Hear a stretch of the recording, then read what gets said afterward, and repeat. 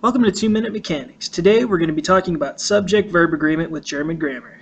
Our focus today will be on verbs and how they give speech motion, and how their spot in the sentence communicates certain things about what we want to say. Verbs are what make the labyrinthian sentence structure of Goethe, who would sometimes write sentences that were pages long, and also books like Stephen King's Cujo, which is suspenseful throughout the entire book, having less than 10% of it to do with the killer dog. This lesson is broken up into two main categories, namely statements and questions. The basic rule of thumb is that the verb takes up the second position in the sentence, linking the subject and the direct object or its clauses. The following is our first example. Hat seine Hausaufgabe, or he has his homework. In this example, the verb has links the subject and the direct object. Our second example is slightly more complex but serves the same purpose. Ich gebe ihm den Kuli represents I gave him the pen, having a direct object as well as an indirect object being the person who received the pen. I strongly suggest stopping the video and analyzing the sentence structure to see if it makes sense.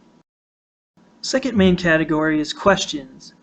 When asking questions, the verb tends to go at the beginning of the sentence, usually signaling a question is coming on. Our first example, brauchst du etwas, asks the question, do you need something? And in this case, the verb comes at the beginning of the sentence, followed by the subject, you, and then the pronoun, something. Our last example is one of the first things we learned to say in German, wie geht es dir? And with the simple rules that we learned, we can break it down and diagnose what each of the words mean.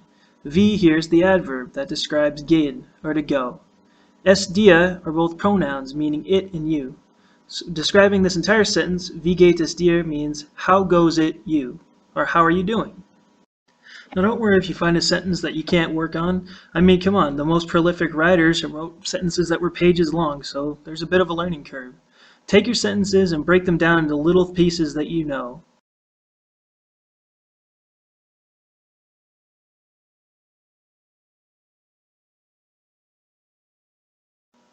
So have fun, experiment, even with sentences that are big and you don't quite understand at first.